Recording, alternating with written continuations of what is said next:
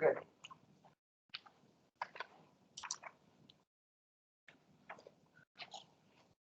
All right, I'll go ahead and call this meeting to order. Today's meeting of the Municipality Bankers Board of Building Regulation Examiners and Appeals. Thank you everybody for joining us today. I want to once again thank everybody who's been involved in this process. I really appreciate all the time that's gone into this. I think we're heading in the right direction and doing this the right way. Thank you everybody for your time on this. Shannon, would you please do a roll call? Certainly. Mr. Straight? Mr. Fredine? Present. Mr. Cowling? Present. Mr. Boney? Present. Mr. McCann? Present. Mr. Soboleski has other commitments, and so does Mr. Loken. Mr. Vinoy? Present. Mr. Kunder? Present. And I don't see Mr. Veridet yet. And you have a quorum. Right. Staff members, Mr. Knopfinger, Present. Mr. Garrett, Mr. Harvey, Present. Mr. Fosberg, Present. Mr. Hickle, Present. Mr. Dova, Present. and Mr. Thompson. Here. And all of staff are here. All right, and do we have any public?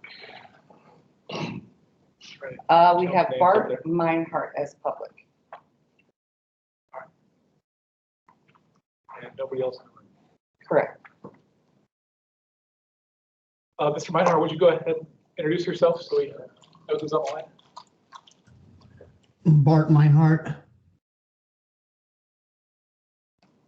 Good evening, Mr. Meinhardt. Thanks for joining us. Evening.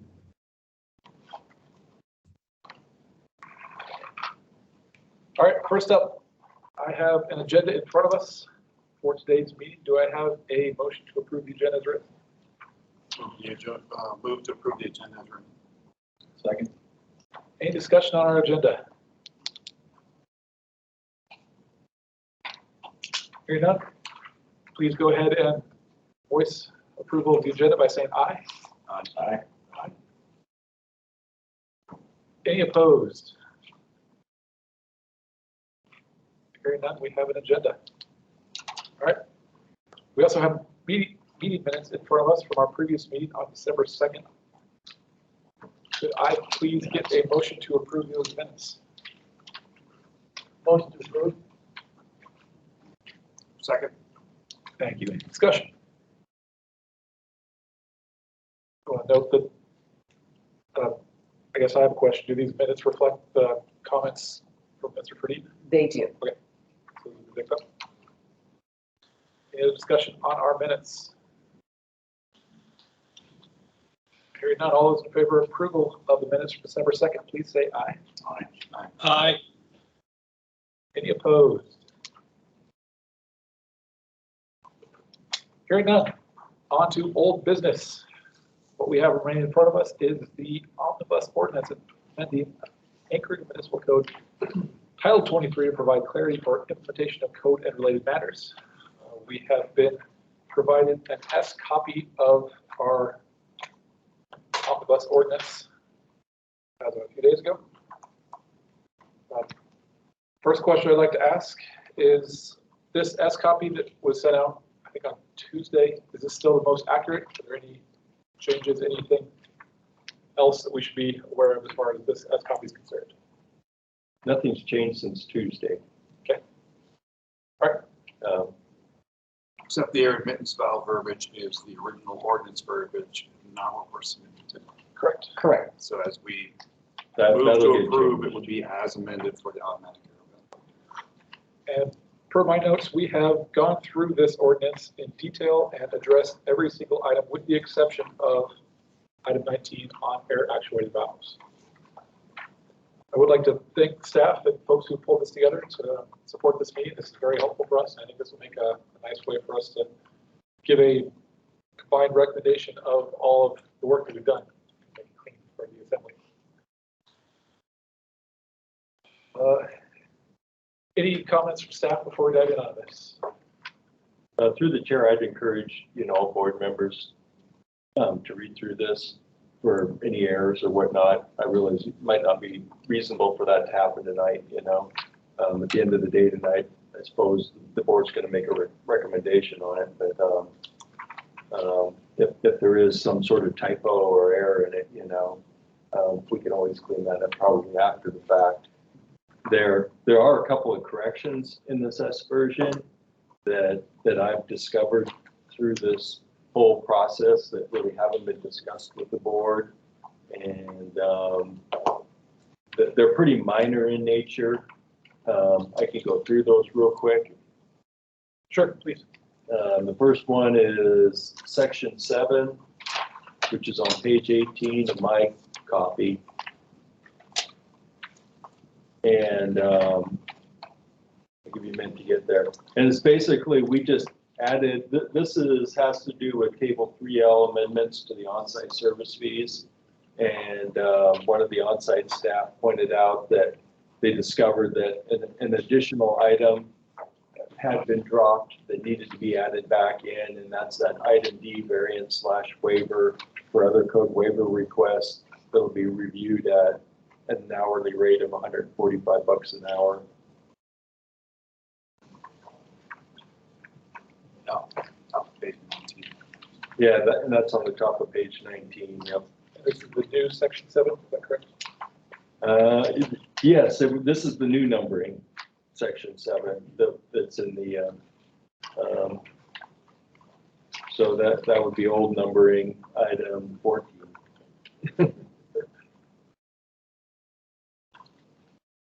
What needs to be kept again, Ross, please? So on the very top of page 19, inside the table, item D, variance/waiver.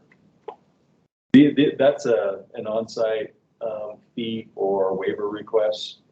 That they'd be basically a waiver request would be reviewed at an hourly rate. It inadvertently got dropped out of code, and so we're just putting it back in. Got it, okay. Yeah. Because right now, if you were to go look at the fee table, there's no fee to do a variance/waiver for other code waivers. The code lists some specific waivers that have specific fees. But then if you don't hit one of those specific ones, then what would the fee be?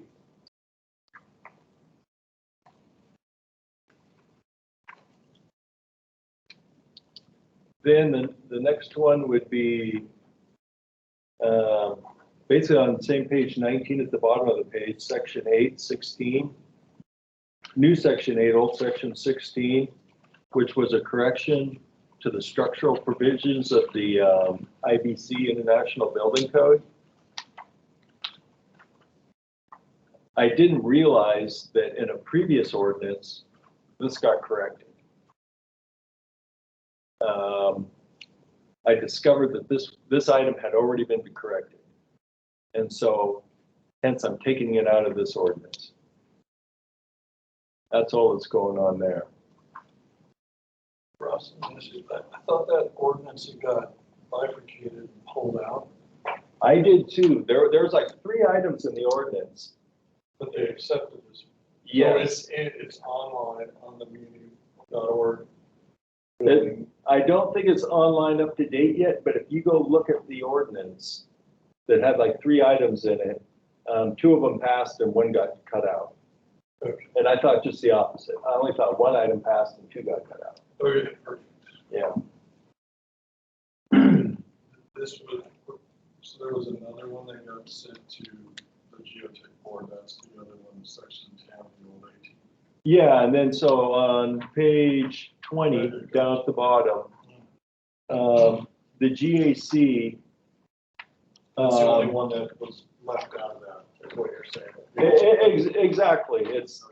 And then in addition to that, on the one for the GAC discovered that some additional language inadvertently got left out. And so we slightly amended their correction to add in that language that is highlighted there on your copy at the very bottom of page 20.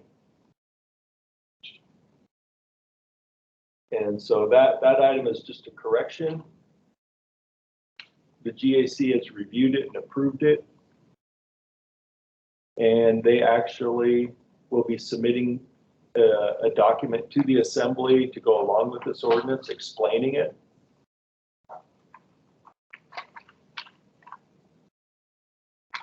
And that's it.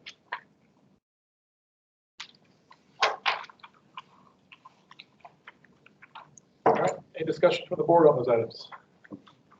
Chair, just, should we say that we're good with section 8, just in case you guys I want to think the clarify best thing now? to do is go through their admittance.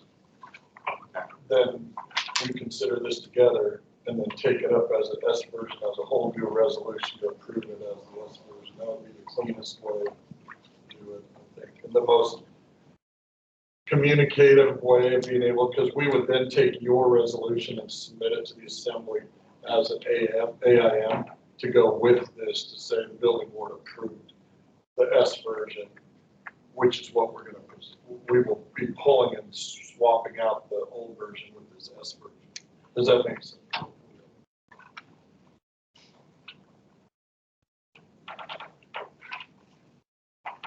Any further discussion?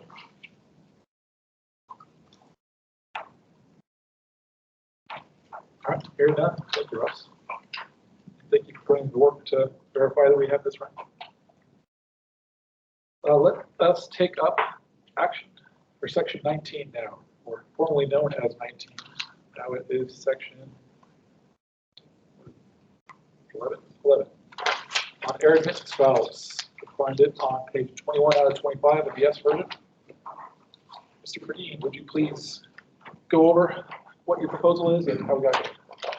So sent this out prior to the meeting is the final proposed verbiage. Mr. McCann and I went over to local 367, the Plumbing and Pipe Fitters Union. As we in our previous meeting, were going to set up some test setups with different automatic air vents under different applications to see if they were going to hold, or basically to see if they were going to fail in those applications based on the verbiage that we had before. Mr. McCann and I did video record some of those tests. Basically, the automatic air vents held in those scenarios. My email I sent out prior to this it describes those conditions. Very briefly, for the record, the condition one condition was a kitchen sink with a dishwasher connected to it, and the automatic air vent was underneath the sink, in line or piped off of the waste that went directly to a 2-inch waste that went to the kitchen sink. So basically, a pretty traditional installation of the automatic air vent under the sink. We plugged the waste line to mimic a plugged waste from, like, basically your food disposal, as that sometimes happens. And then we ran the dishwasher, and the water, with the waste being plugged up, basically the water came out of that air gap, which is that little cylinder on the top of your counter, for those of you not savvy about the plumbing. It came out of that. The automatic air vent underneath the sink held. The water did not come out of that, which was one of the concerns. The other test we did with the kitchen sink is we completely filled the sink full of water, which then creates the highest static pressure pushing against that valve. That also held. It did not leak there either. So those were the two conditions we tested. We were not able to test what happens when you turn a garbage disposal on, as we didn't have a garbage disposal. But based on those tests, and we did it underneath a couple different types of automatic air vents, the automatic air vent held. And so based on the successful testing of that, I removed from the verbiage that was sent out requiring automatic air vents to be above the plug rim with dishwashers. So the previous concern is that a dishwasher would blow out the automatic air vent. Didn't happen. We took that provision out, so now you will be able to have a dishwasher on your island. So if you're washing dishes on your island, you can put it in the dishwasher. So that was one of the tests. The other test was, as all of you have read this inside out. You know, it's all 4 fixture units, which we are concerned you can have a water closet and a lavatory with 4 fixture units. And so we did a few different tests with an automatic air vent on that system. And the concern being is that when you flush the toilet, that much water going down the pipe, that immediately would pull the trap negative on the lavatory, allowing sewer gases into the bathroom. We tested that out under various conditions. It looked like the automatic air vent would have held under those conditions and allowed it to properly vent. But at the same time, when we completely capped the vent, as if there was no venting on this thing at all, it basically did the same thing as when it was with an automatic air vent. So long story short, getting out of the weeds, it looked like it might work, but all of us are still in agreement that it's probably not a good idea on a long haul. So we are still maintaining the verbiage in here underneath the exceptions where it does not allow an automatic air vent to be used when you're venting the toilet. And after all of that, and after all of our multiple iterations, the verbiage that I sent prior to this meeting, which I recommend, and I will make a motion on, be used for the air advance valve verbiage for the ordinance. And just to summarize, there are now 2 occurrences when you can use an automatic air vent. One is an island vent, which is like this table here in front of us. You have a sink there, you can use it in that condition. The other one is in either, and both of these conditions are either new or remodel construction. So the island vent scenario is one of them. The other is if you have a fixture that is 30 feet away from another plumbing fixture or a vent pipe that's in the ceiling, you're allowed to use an automatic air vent on that as long as there's no other plumbing fixture within a 30-foot radius horizontally of that fixture. So the intent on these is kind of, if you have a far off sink, very far away, you can put an automatic air vent in there without having to run a vent pipe all the way back. Typical scenarios would be like a conference room sink, a break room, something like that, to where somebody likes, you know, the CEO wants to have a sink in their office. Those choices. And then Mr. Straight asked about some original sent out verbiage or question on our verbiage regarding, would this mean that you could have multiple air vents beyond like 30 feet, and what would this would end up occurring? The example where the 30-foot rule would allow is if you have a bathroom or a normally vented sink, 30 feet from that you can have another sink and have an automatic air vent. Another 30 feet away from that, you can have another automatic air vent. And another 30 feet beyond that, you can have another air vent. So you could have multiple air vents going down a hallway or something, but you basically have 30-foot radiuses going around. So I believe that the verbiage that we have right here allows them to be used where it's appropriate without having to allow them to be abused. So, 2 questions. If you had like 2 rooms that had side-by-side sinks, would one of them serve both of them? One automatic air vent service both sinks, or because now you said you get to be spaced 30 feet apart? Mr. McCann, if you back check my plumbing. In this you guys are- instance, you would be able to, because you'd still be under the core drainage fixtures units. Yeah. If they were close enough, through the chair, yeah, if they were close enough that you maintained your required trap arm lengths or trap arm limitations, you could vent 2 sinks on a single automatic air vent. But you're not, you could put in 2 vents here. They don't have, the vents don't necessarily have 30 feet apart. Correct. I mean, you can, basically how these work is, as we normally would have done vent lines going up a wall and connecting somewhere, you just stop and you put one of those on top of the pipe. So yeah, you could vent them together. It is yes, and the key on that is that you are still underneath the 4 fixture units. My second question is, would Was this basically written from scratch or is this modeled from the IPC? Good question also. This verbiage, the original verbiage that was in the ordinance that we got way back when was taken directly out of the IPC. So the basis of this verbiage was straight out of the IPC for what they allow for arid municipalities. We have since modified that verbiage for climactic purposes and added things in such as no water closets, no fire barriers, no cold or freezing conditions. And then we added in the exceptions on the two items on where you could put them. So we built this verbiage upon the IPC. The other verbiage also being is we're not allowing stack venting, and that verbiage was stricken from language throughout. And we also did not allow it to go on chemical acid waste systems, which the IPC has.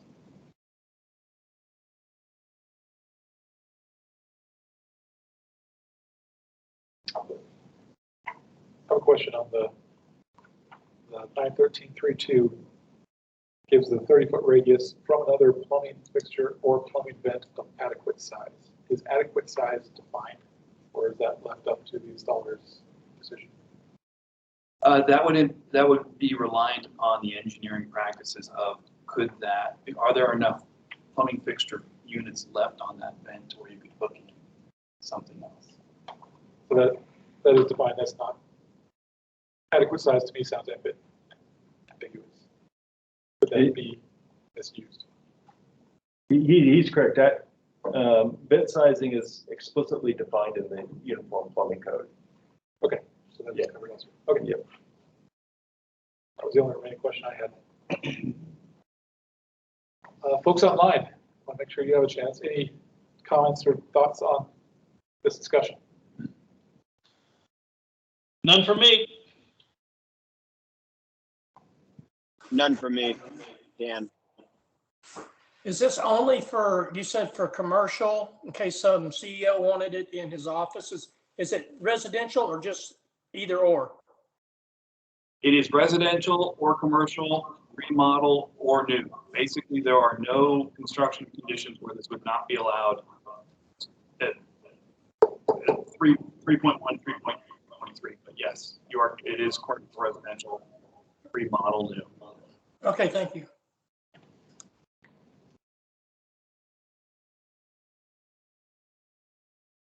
All right, I'd like to entertain a motion. If you want to put this motion forward. Happy to. This is number now section 11. Is that what we're referring to as? It is now section 11. I move that we approve the submitted verbiage for automatic air vents under section 11 to be incorporated into the S version of the ordinance. Second.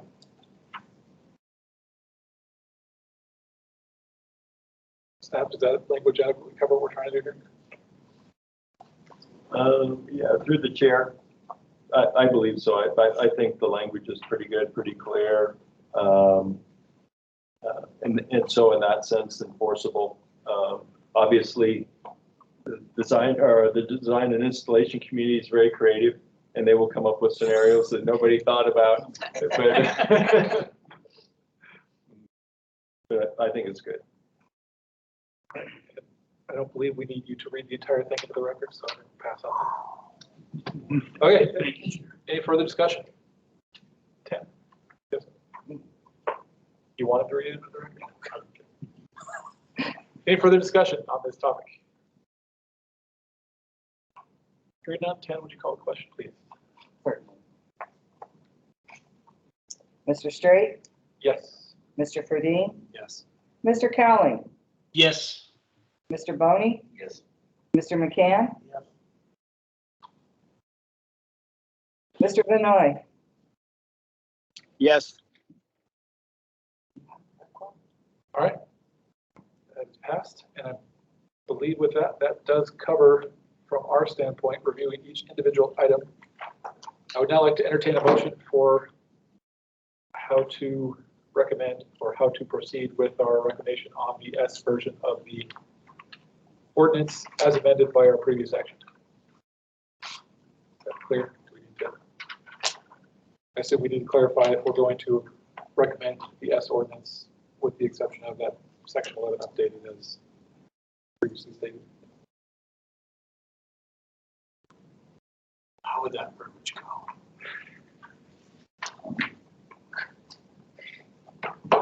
What I would say something like approve to write a resolution that the building board approves AO 2021-88 as written. Discuss.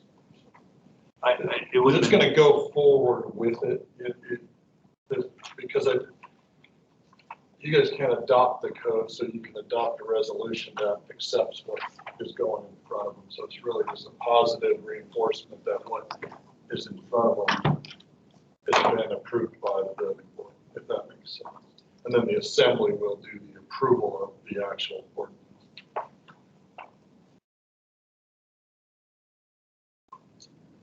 Can I cheat and say so moved?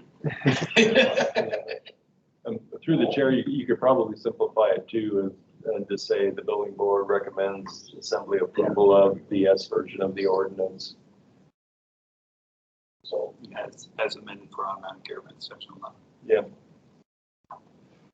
Well, they'll confuse it. You already did that. And we're going to do it. The S version is going to have that. If you say something like that, that'll confuse it. You just say you're accepting the approval of it, AO 2021-88S. But we don't have the authority to put it into S. That was the thing though. That's why So we're good.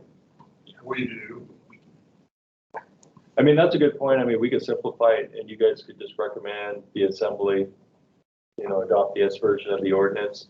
And in the meantime, tomorrow at the office Monday, we can get the S version all adopted, all cleaned up, get it to legal so that the formatting's good and 100%. And then we can send it all back to you to proofread, before this ordinance actually gets to the assembly.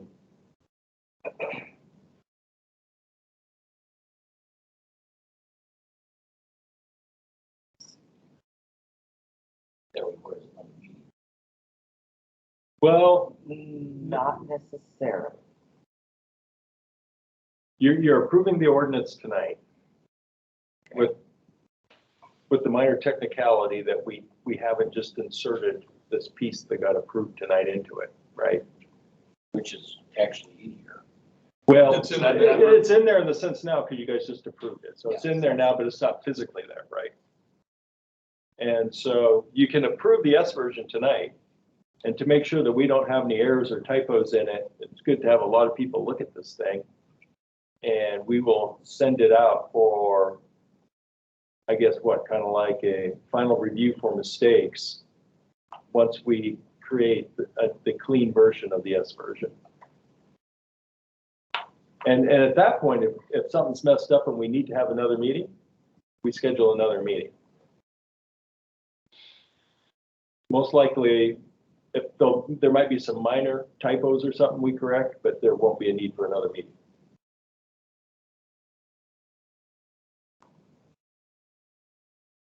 okay, so pending final version, final what would be that up to discuss? What would be that? It needs to be simple because what you say needs to be what the assembly sees. The assembly needs to see that the building board an approval that the building board is supporting 2021 88S. We know what it's going to say. We've already adopted that. You've already went through all that. All we're going to do is finalize that or now the floor amendment that you guys did today to add it in will just go in there. So really, we just need something as simple as just saying the motion to support the AO 2021 88S. Okay. Does that make sense? It needs to be simple because otherwise they're going to get confused about everything that you try to say otherwise. So it's really. I think I have something Let's do it. Let's see if this is acceptable. I move that the building board support the S version of ordinance AO number 2021-88 as amended, pending finalization by staff and legal.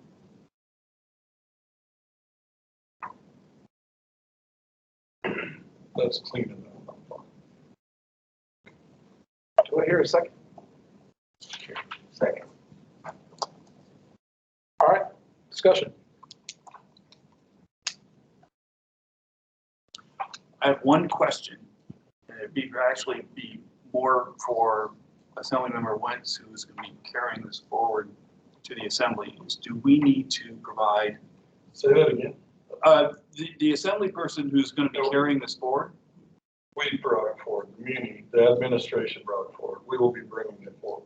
Okay, We will be substituting our version that's already been brought forward and bringing it back as 21-88S.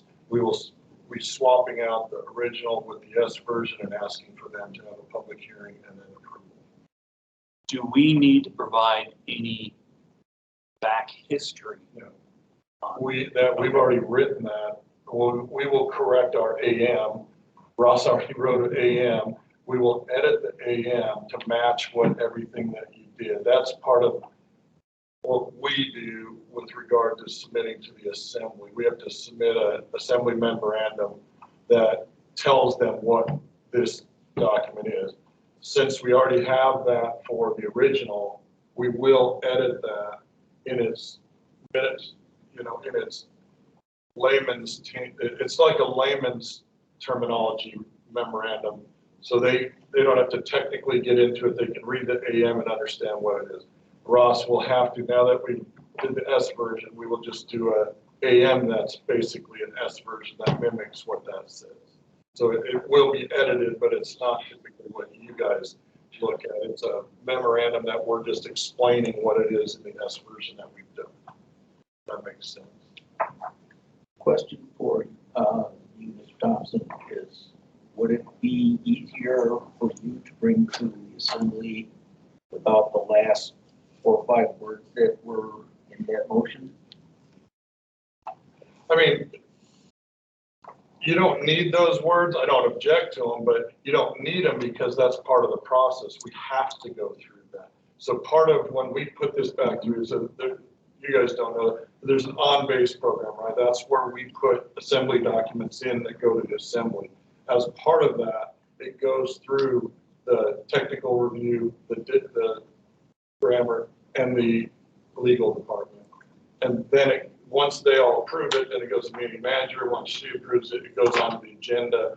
And then, so yes, you don't need those but obviously I didn't object because we have to do that, but it's cleaner without, yes, but.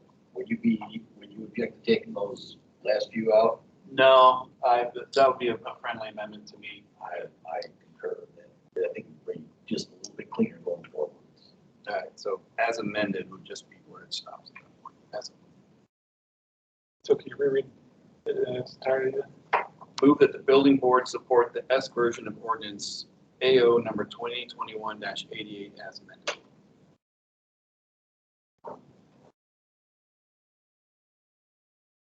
And the as amended refers to our previous action on the. On that. Well, Just for And just for a belt and suspenders, I'm going to make sure that stuff gets in there. Verbiage. I mean, that will leave it a little bit confusing for them because they're going to see an ordinance 21-88S as you approve, not as amended. It will be the document. So you don't need the language as amended because it's already in there. And that will only confuse them because then they'll think, well, what's the amendment? Mhm. And there is no amendment. It is what it is. Does that make sense? You guys amended it. It's in there. The S version that we're going to prevent forward already has your amendment in there. That's what it is. You don't need to say as amended. Concur. Let me ask you this. This is purely the devil's advocate side of this. Is as a board, if we say we approve version S and leave it at that, there would be nothing keeping you from taking this version of acid going forward, because once it leaves this room and our. You already voted to It's add under this in control. there. Right. It's already been voted on. That's already in there So now. how can we cover ourselves to make, we trust you, we're working in good faith on this, we don't expect you to. I think what Ross is saying, we're gonna send you that final document that's in there, so you have it, so you can feel comfortable. And believe me, we can't get it to the assembly till mid to late January. We're gonna get this done probably the next day or two.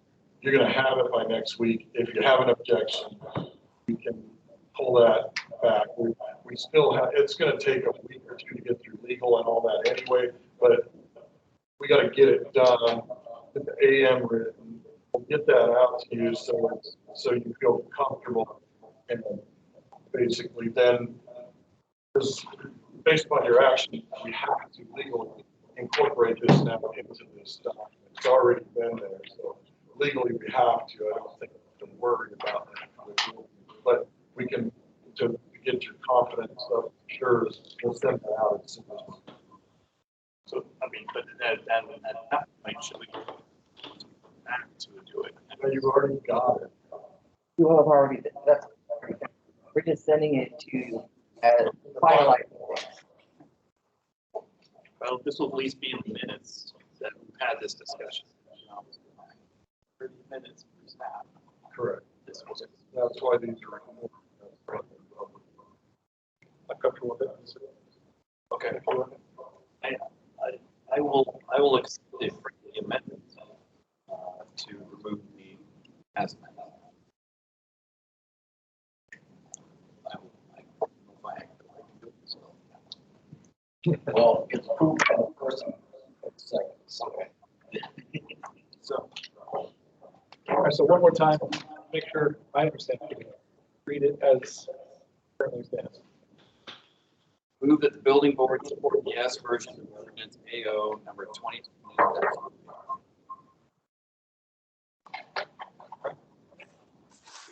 Any further discussion from the board? Hearing none, Tan, would you please call the question? Mr. Straight, Yes. Mr. Fredine, Yes. Mr. Cowling, Yes. Mr. Boney, Yes. Mr. McCann, Yes. Mr. Vinoy, Yes. All right, and with that, we have now completed our old business. Wow, 4 meetings wasn't too bad. So through the chair, so we will get a clean S version of the ordinance with an AM, all cleaned up. They'll probably have it sometime next week, hopefully. The timing will work. You guys will get a chance to review it all, plenty of time before the assembly acts on it. And if need be, we'll schedule another meeting. Christmas Eve? There you go. I'm not going anywhere. You have. All right, one last note I'd like to say on this topic. You did send out through TAN, I believe, the updated ADU worksheet. I want to thank you for putting that together. Before we move on, since that's been out there, is there any discussion on that? Any comments, anything you want us to know, or anything other than information at this point? Through the chair, I would just say, I guess everyone's had a chance to read it at this point. And rather than me just read the thing, if there's any questions or comments on it or whatever, we're ready to answer them or address them. Any questions or comments? I would like to add something. If we ever have guests here and they want to propose something to the board, I would ask that they have it from a third-party certified testing institute instead of someone just mocking something up. I appreciate what Local 367 did, but they are not a certified third-party test. What do we call it? Testing. Test lab. Test lab. NERDL, nationally recognized test lab. A nationally recognized test lab, and it be paid for by the person presenting it instead of the municipality paying for it. If someone brings something to us that wants to dispute something that we're doing, I would ask that I suppose they should make a motion on this, and they forego the expense of it from a third party test institute. Don't you Yeah, agree? we have no mechanism to pay for that, so therefore, because the only way we could pay for it is if it went to the assembly and they forced us to, that we forced the ability to pay. So we would not pay, we would not have any means to pay for it in the current No, I situation. totally understand that, but I think in the language, we need to put that out there. So if someone's going to tie up our time, that they present it in a manner that's accepted from a certified test Yeah. institute, I don't disagree. instead of taking up our time. Craig and I froze it was very cold, Well, and it took up our time to go through this. and what you're saying is they already went through that nationally recognized testing. Yes, a long time ago. Through the chair, I think, you know, the board obviously has the complete purview to decide whether or not they're going to participate in a process like what's proposed or not, you know.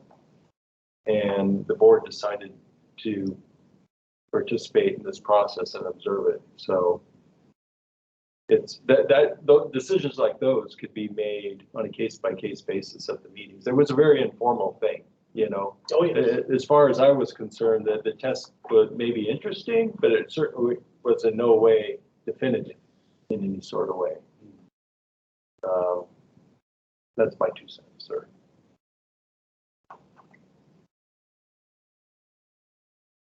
All right. Well, hearing no questions on your hand up, you're getting to put that out. Wait, excuse me, it's Eric. I do have a comment in the document on page 2, middle of the page, zoning rules for establishing ADU. One of the sentences is repeated twice. The second bullet point, an ADU may have no more than 2 bedrooms. The last bullet point says the same thing, so you could eliminate that.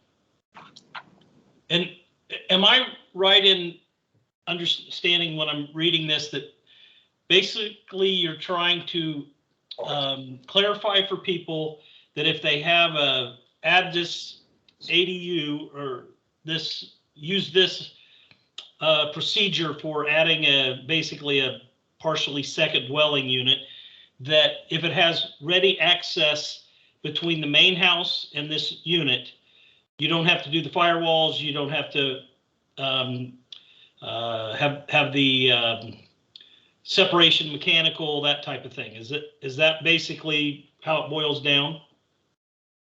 Yeah, Eric, I can answer that. Ross gave me the language to put in the affidavit that the owners have to sign, and it's going to guarantee that they have to have access to the electric panel at all times. That I saw that was in there, and that looks good. What about when the owner goes and sells this unit, or his mother-in-law moves out and they just come in and put a door in the middle of the night? What's the mechanism that when they've sold the unit, the next people that buy it, how do they know that's not an apartment and that it's not fire separated? Through the chair, so as I understand it, the buyer of a home with an ADU has to sign an affidavit, has to sign that same affidavit. It travels with the property. Okay. With the owner. So a new owner will have to do a new affidavit. And so it's recorded on the property through the zoning office. So it would guarantee to come up on the title search when they sell and transfer the property. Perfect. Okay. So the mechanism gets picked up in the title search, and that'll be a document presented to the new owner that this has an ADU, and this is the implications of that. Exactly. That's why I thought it was a really good idea. And then Ross gave me the language and we added it to the recorded documentation that's required to be approved for zoning to approve it and the permit to exist in the first place to add an ADU. as always, if somebody does it illegally, we can't really Yeah. deal with the illegal, but we've covered everything, we believe, completely from top to bottom with a legal affidavit that's signed and notarized by the owner and then recorded on the property. So, and then Ross cleaned it up and cleared it up very clear, I think, in this handout as well, or this policy. So I think we're covered on all of those grounds. I think we did. I think we came up with the best way that we can always make sure that both the owner now and the future owner will know this. Excellent idea. I think that solves it for me. All right, thank you, Mr. Kelly. Anyone else that I see have a comment before we move on?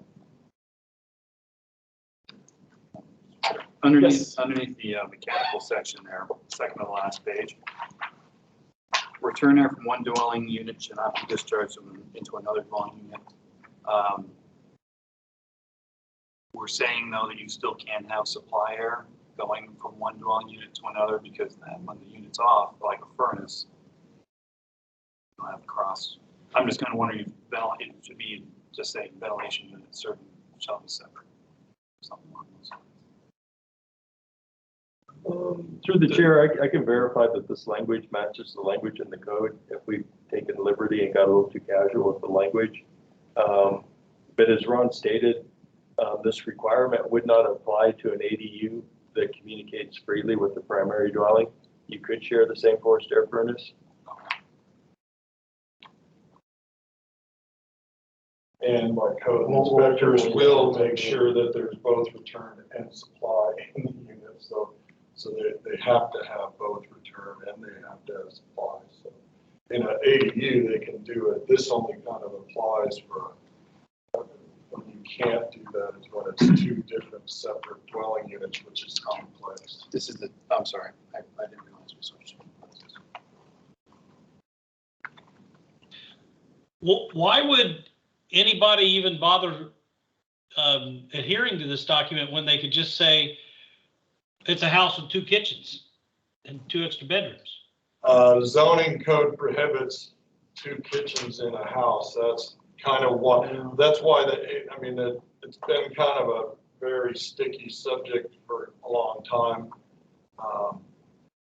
Zoning as a duplex, then they created the ADUs, and then it's when two full kitchens show up and it looks like it narrows down at a point that a door can go in, or they've tended to try to call that a duplex, and that's, Ross, you might be able to add a little bit more. Yeah, through the chair, we do see people game the system. Yeah. And we do get put in a position where the reviewers know that they're doing two dwelling units, and they're in an impossible position. And what do you do? Do you make them remove a sink or remove the oven or something so that they're not two kitchens, they're not doing two dwelling units? It's most of the time that's what's happened. They've removed the range, and all of a sudden it's good. And the day we leave, the range goes back in. It's a very difficult, but we feel that the codes and the things are in place for 95, 98% of the time, and the people who are pulling the fast ones, we do have mechanism through code abatement if we find it out. And I'm telling you, our zoning people do search Airbnbs, bed and breakfast. They look at all those things, duplexes. They look for those ads all the time, and we are dealing with cases to where they do find situations where they're renting out a unit and it's not legal in the zoning district, and they do code abatement actions or code enforcement actions as well. So it's kind of both sides. Abatement catches the work being done without a permit on the building side. Code enforcement handles it on the zoning side. Do we catch them? Yes. Do we catch all of them? No. But we have a pretty good idea when we do find them. And typically the best people how we find these in almost all cases is the friendly neighbor makes a phone call. The one that you think you party with all the time is sometimes the one that turns you in. Or rats you out. And absolutely, I'm just being honest. I got a hand up online. Online comments, that's right. Yes. Just to clarify, 99% of the residential permits are going through third-party reviews, so our reviewers are not looking at them. Ross may look at them, you know, and a precursory as they come through. Right now, we have a newly permitted house with an ADU. It's got 2 kitchens. It's not permitted as an ADU, and it's got a barn door on either side of the opening, and it's a single-family home. So these are going through all the time.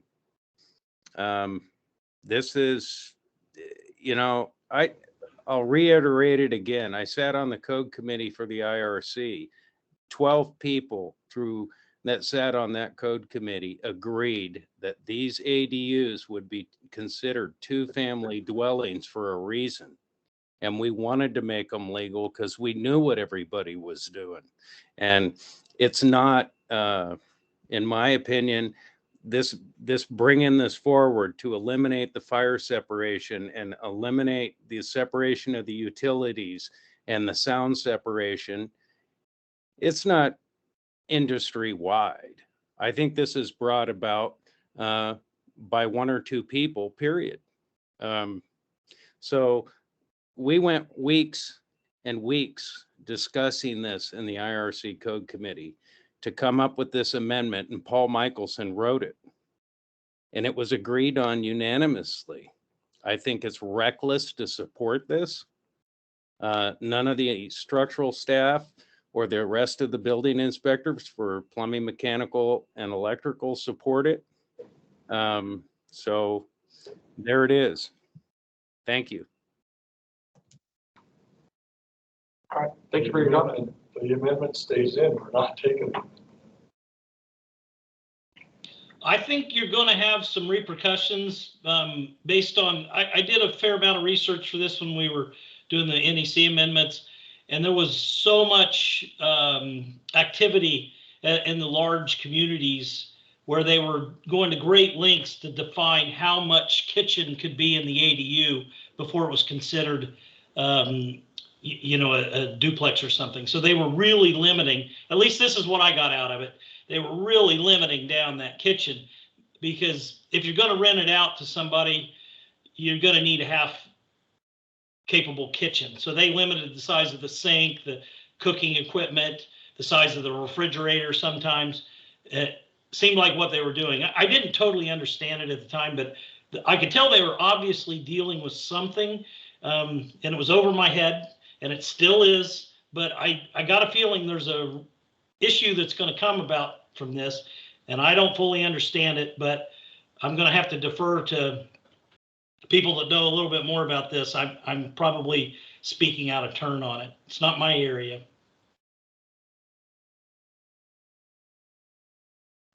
What group was trying to limit the kitchen and sink sizes? Because there's nothing in Title 21 that limits anything except overall size. This was not in Anchorage. I was reading the amendments through a lot of other jurisdictions, trying to learn more about what other jurisdictions were doing in this area. Yeah, it varies all over the board.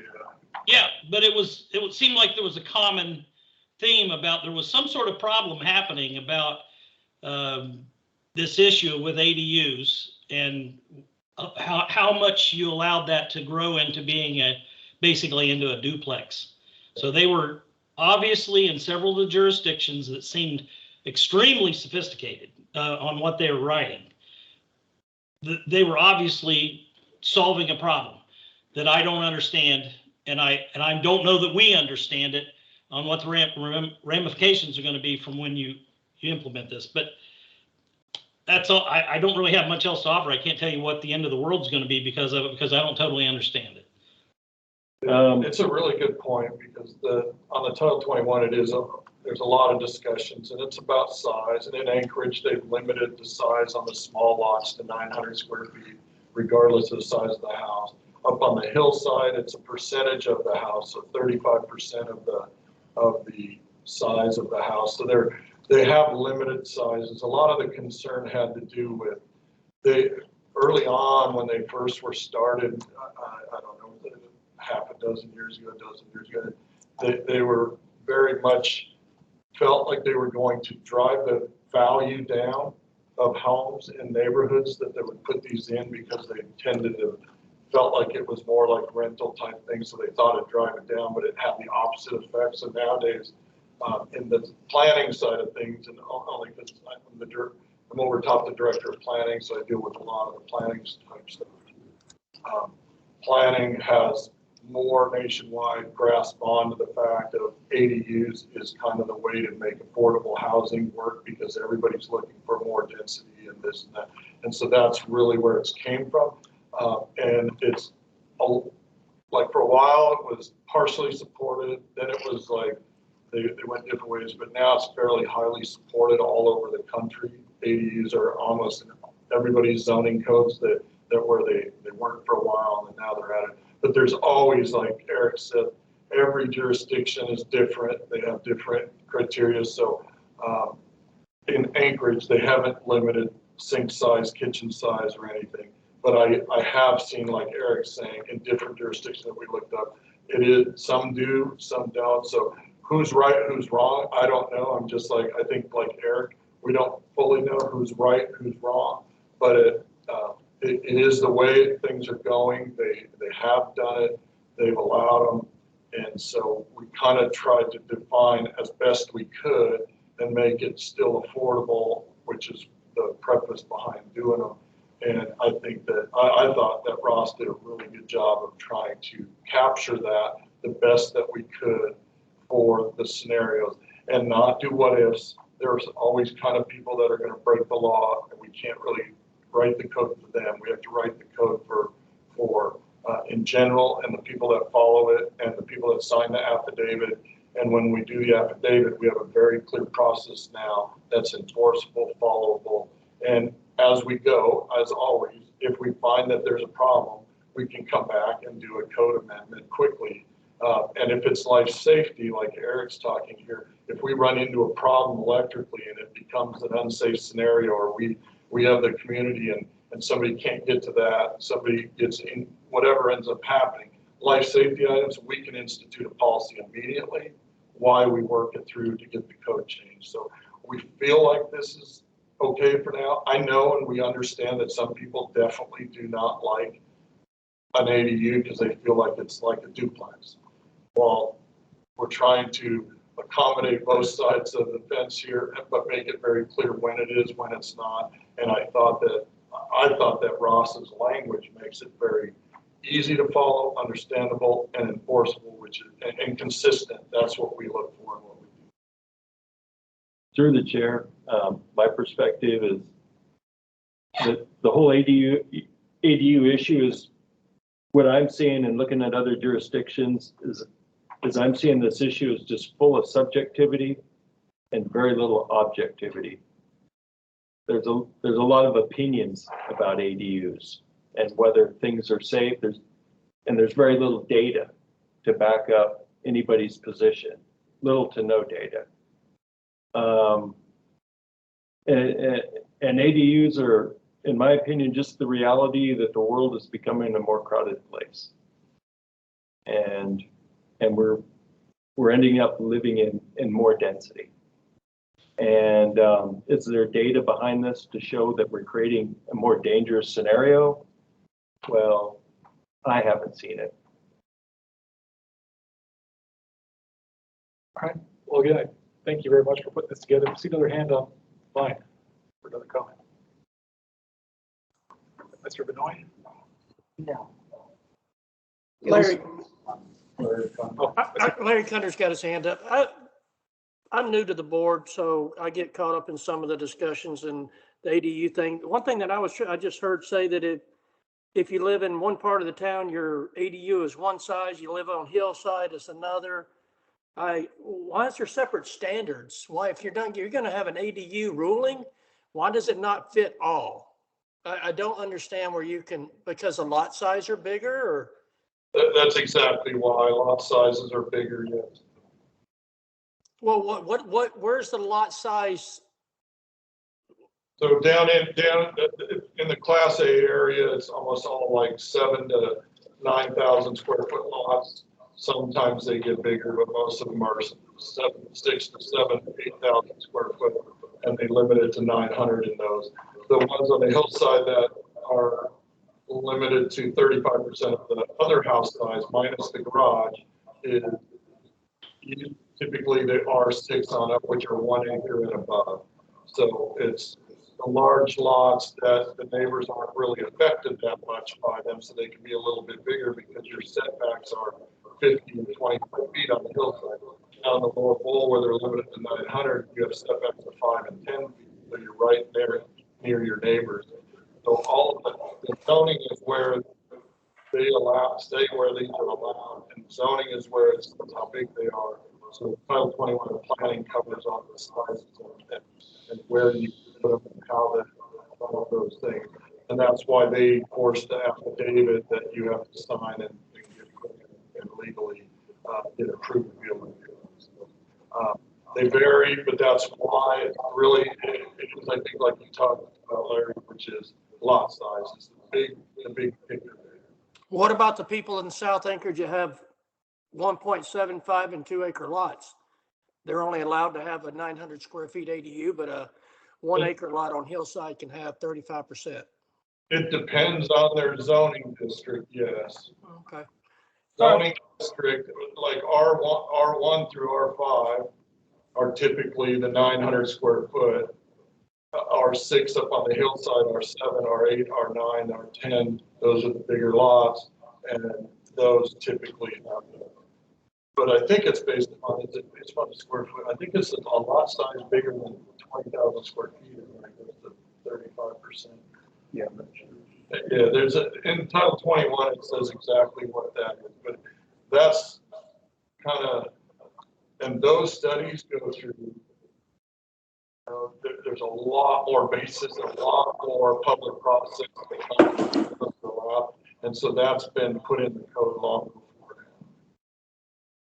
Okay, I wasn't trying to beat a dead horse. I just, I like things to be simple. If there's a standard, there's a standard.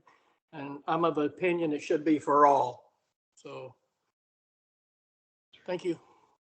Thank you. All right, I think with that, it's safe to bring this topic to a close. Again, thank you for putting that out. I look forward to seeing how this works. And if there's issues, I look forward to working with staff to improve it. Any reports from staff? Anything else you want to say tonight? No, I think we were talking about how the budget was going through. Budget did go through, but then the reorg was discussed Tuesday night this week. The assembly made a bunch of changes, so we're still not.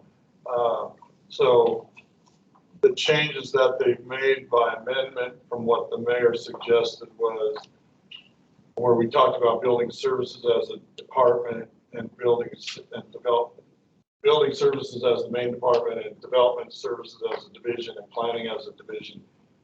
They pulled that out and put them back to departments. So I don't know what that means. We don't know what that means. If you've read the paper or seen it, I think it's a very, nobody knows how that's going to go because you typically don't have director or departments in departments. So they got to figure something out. Something's going to happen sometime within the next month while they go through to figure it out.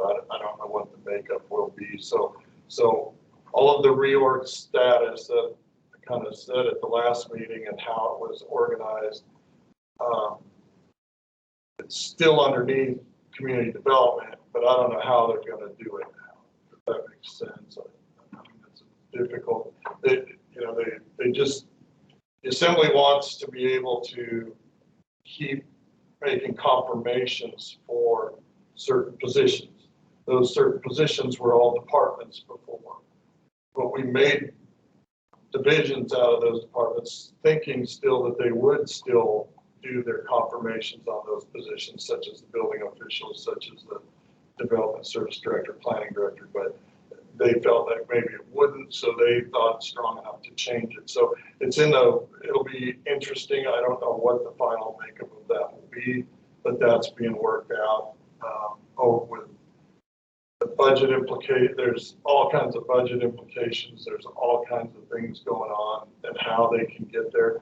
And they gave the assembly gave the mayor's office till January 31st to figure it out. So I can't really say where it's going, what it's doing, whether or not there still will be a building services department or will organize completely different. I don't know what that will be, but they chose not to follow what the mayor requested to do. So I guess the next meeting we'll be able to tell you more about what the final makeup is. As soon as we get I think that because you guys are more familiar with how the organization was set up because of our talks, I think at the time that they do a reorg diagram and the assembly approves it, we can get that to you and show what the new makeup will be and show you where everything will be. But until then, there's just some changes that are being made. They're being made fast and they have to be made quickly, and all the budget's got to be completely redone and reappropriated and re-put in SAP, and then all the positions and the hierarchy of who they report to and all that, all's got to be changed. So there's a lot of work that's going to go through. And so doesn't mean it's good or bad. It's just another way of doing it, right? So we've done it many ways in the past and we'll do it many ways in the future. So what we will be and how it'll be set up, we don't know yet. That's kind of it was more clear and now it's less clear. And so other than that, what did they do? They put all the building inspectors back in the budget. I think that's the only thing that affected us. I think but they took other positions. So Will the building inspectors be reserved in here? Until we get through this, till July 31st, I have no idea. Because at the end of the day, it all comes down to building safety reserve budget is still negative 12 million. We've lost, it went from negative 4.8 million to 12 million in the last 3 years. So we have to solve that problem. So how we solve that, I don't know where we're going to go based upon what's going on. So until I get direction on what to do, we're in waiting, and I would say that it would be waiting up to possibly July 31st or sometime before then, because that's when the latest date is to resolve all of this and get it all laid out. So it's just a lot of influx things going on, and so but at the end of the day, we still have to solve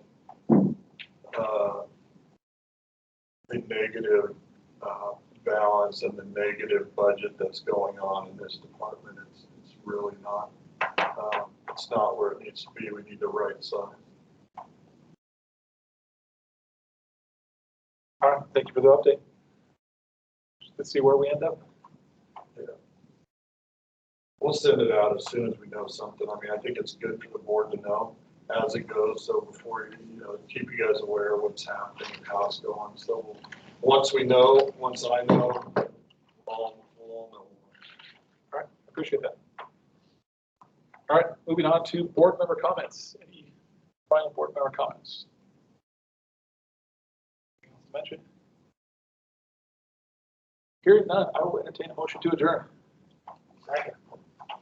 Yeah. We have a movement, we have a second. We're done. All right, again, thank you everybody for your time on this. Thank you guys. Based on this, when would our next building board meeting be? They have to elect officers in March-ish or something like that. Usually what we do. After reporting,